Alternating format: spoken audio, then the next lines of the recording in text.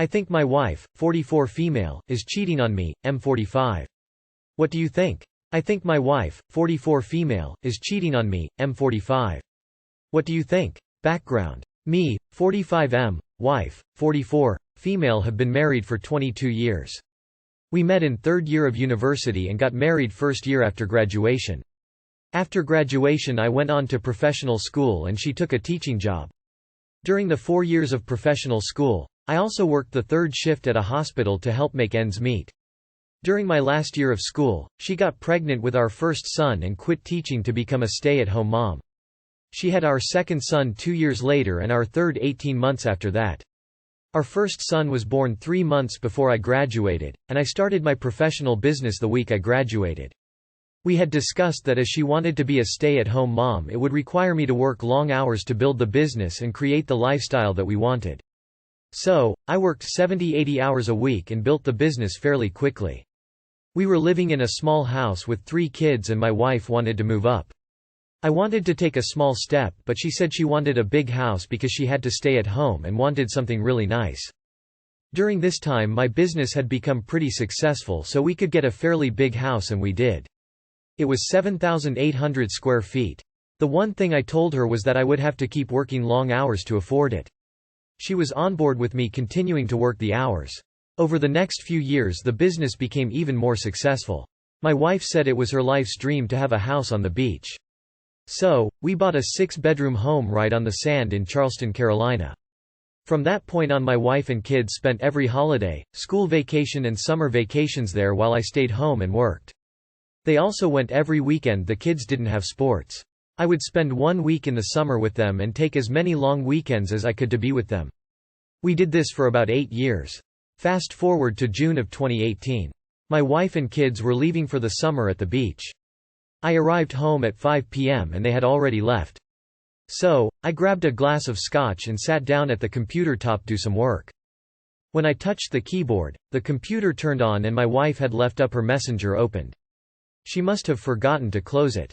There was a message to her friend Mary, 44F, who lived full-time next door to our house at the beach.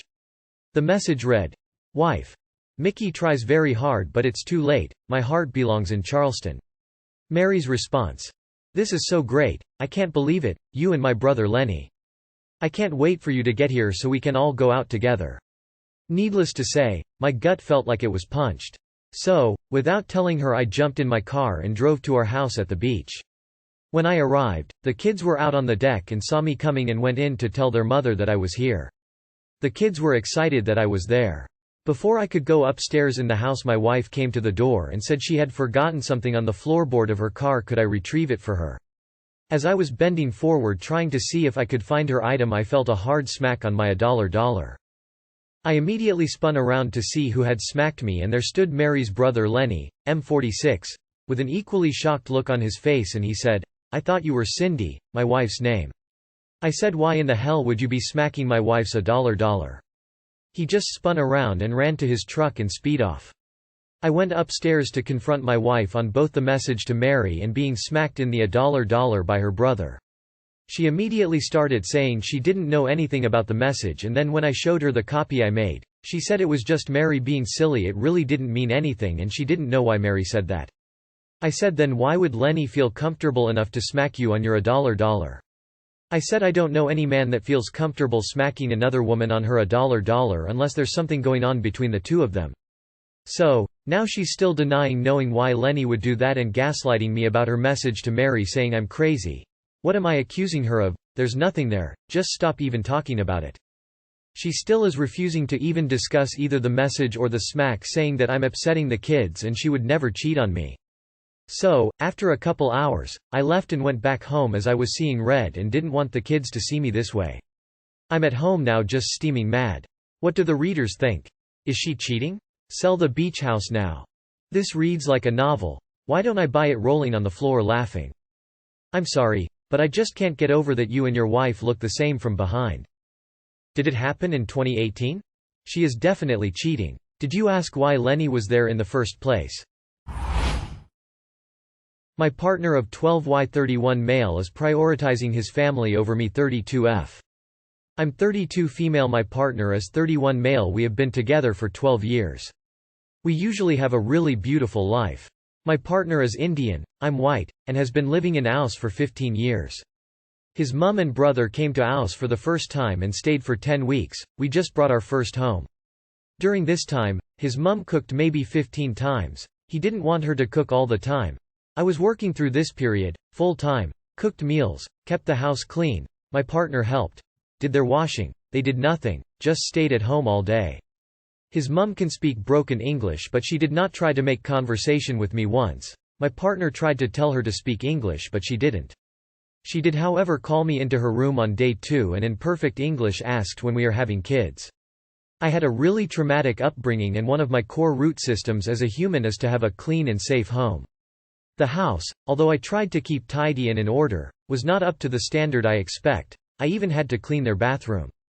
They watched Hindi movies and TV and didn't include me in conversations. I felt so left out. I ended up spending a lot of time in my room, or going out when I could. We are usually quite affectionate. I wasn't expecting to have a pash in the kitchen, but it seemed ridiculous that they could hug and kiss and lay on the couch together, when we couldn't. I begged my partner to spend time with me. We only went out together twice for an hour because he needed to make up an excuse to them as to where we were. My partner and I fought the whole time. I found out I was pregnant and my partner hasn't shown any sort of excitement. They have been gone for a few days and my partner said he wants them to live with us. This has been a conversation we have had before and I have always refused it. The toll on my mental health and our relationship over 10 weeks has been unbearable. He thinks it appropriate to have them here for 2 months after I've had the baby, which means I would be alone with them 24/7 for a month. I can't do that. He said things will be different because they have been here before, but how can I believe that? He said he wants them to get residency, and because I won't let them live with us we would have to pay their rent, mortgage, which would be around $1,600 a fortnight. We could pay it, but would literally have $0 left. They have nothing to contribute money-wise. I've had a full-blown mental breakdown. My partner is usually really good at comforting me, but he has been blank and not backing down on what he wants. Maybe have them here for 4-6 months per year. I told him he needs to prioritize me and the baby over his family. He said we are all equal. But I feel like he will do whatever it takes to have them here, regardless of the cost to my mental health, our life, our child's life and our financial situation. Should I have an abortion and move to NZ? Should I have an abortion and move to NZ? Sorry to say, yes. He will only get worse. This is going to be your life if you stay with him.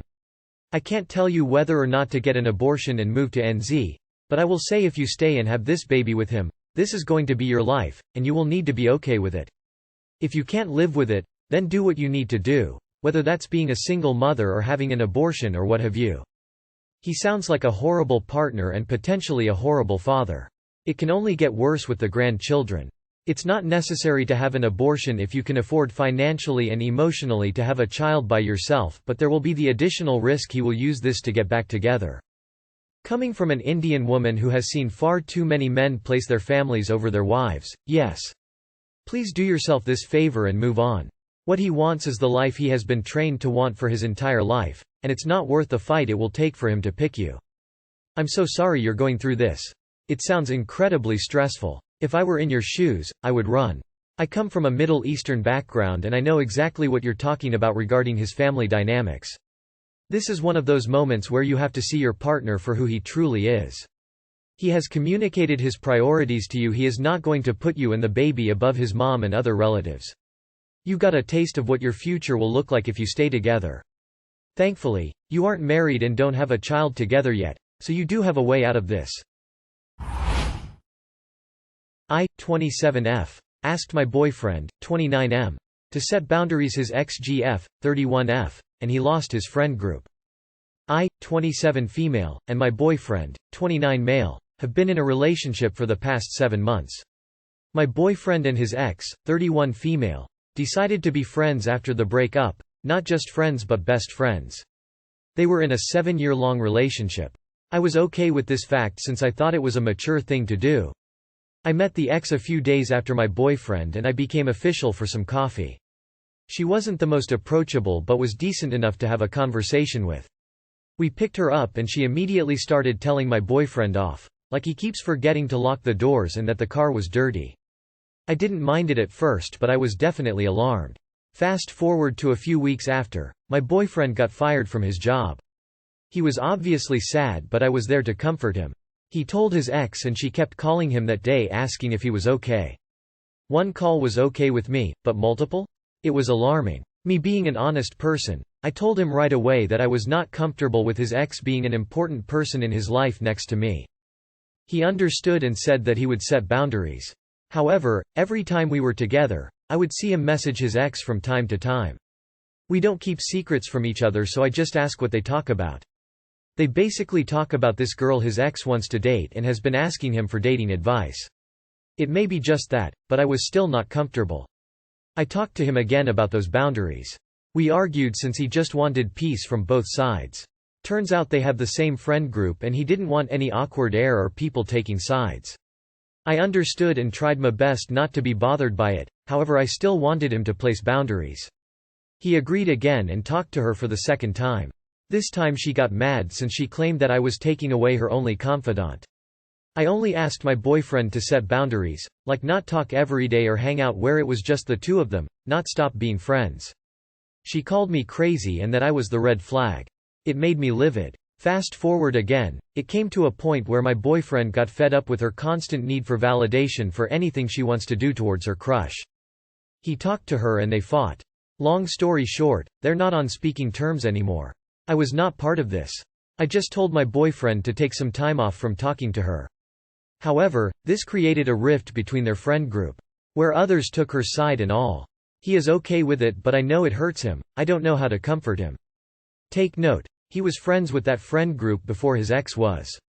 How do I comfort my boyfriend? Should he still be friends with her? This a lot of drama for a 7-month relationship. Are you sure he's over her? How long between the relationship was over before you got him with? Girl, you are the placeholder. I love that people think that keeping exes in their life is the mature thing to do. Whoever got that lexicon into pop culture is a genius. Anyways, seems like you just jumped into this guy's life and blew everything up. Great job. This is why I wouldn't date someone that is friends with their ex. It always causes problems of one stripe or another. It's a silly thing to do. I don't like the whole, my ex is my best friend, especially from a long-term relationship. I'm sorry, I might be insecure, but that's a red flag to me. I think if the friends abandoned him, they were not really his friends. My 26F boyfriend, 27M, abruptly quit his job with no backup plan. A year ago my boyfriend moved in with me, to house that I own and am currently paying a mortgage on with the agreement that he would contribute weekly for bills and groceries. He also has an expensive car loan which is around $800 a month. A few months ago he expressed concerns to me that his workplace was heading in a bad direction and he was unhappy with the new management they had introduced. I encouraged him to start looking for a new job while working at his current one, but also warned him that there is a recession looming, and leaving solid employment is a very risky move. He agreed with me that he would start to look for a new job, however he never did. Of course, 6 weeks later the job had become unbearable for him mentally, so he handed in his resignation with no new job lined up.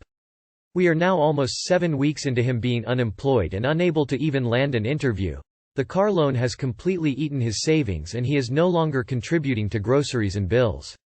I have had to lend him money to keep him from defaulting on his car loan, and money to pay for his pet's medical bills. I am financially struggling to lend him this money as I've been hit hard by mortgage rate rises and cost of living. I expect to have to loan him more money again soon. I want to make clear that all other aspects of our life are great. He treats me with all the love and care in the world and is the absolute best part of my day. However, the seeds of doubt have been planted in my head. I have had many weeks to think about what happened and come to the conclusion that I feel hurt by his decision. I feel he did not take me into consideration at all, and did not think of the consequences on both of us if he was to just walk away from his job. I am at a crossroads in my life. My options are to ride the lightning and hope he finds a job soon, but potentially have this mistrust and doubt hanging over me forever. The second option is to end the relationship and move back in with my family, so I can put my house up for rent and try to rebalance my financials to weather the oncoming recession. Is a situation like this cause enough for a breakup of an otherwise healthy relationship? Too long did not read. Boyfriend of 2 years suddenly quit his job with no backup plan. I'm having to cover his monthly expenses plus my own mortgage. I need advice on if this is a deal-breaker. Stop lending him money. You don't have it. You're already supporting him by paying the mortgage. You need to shore up your financial situation before you can help him anymore. He needs to sell his car and pay off the car loan. Most used cars get excellent prices right now. It's the consequences of his actions. Do not pay his bills. The consequence of his abrupt actions are knocking, and you are not responsible for answering. Also, you are not lending him that money because it is highly likely you will not see that money come back. You are the backup plan. You really think he does this if he's single? Of course not. Get rid of him. Do what you need to secure your own finances and your house. He is not going to pay you back, so give up on that thought immediately. Do not drown with him. Do not stay with him hoping he makes this right. He sounds a little immature in his financial decisions. If I buy a car that has payments of $800 a month, I know that I cannot just quit my job. Does he have job skills that are in demand? Does he send out resumes daily, apply at temp agencies and look for any job that will pay his bills? Or is he sitting home, gaming all day? When he was working, was he paying half the mortgage, utilities, food and other bills, or were you subsidizing him then, too? He seems to be taking advantage of you because you own your home. You advised him to find a job before he quit. Did he make that his daily priority? Right now he needs to be taking ownership of his life. He should be scrambling to get anything and be thinking of where else he could live, not relying on you to fix his mistakes. He thought you had it in the bag, sis.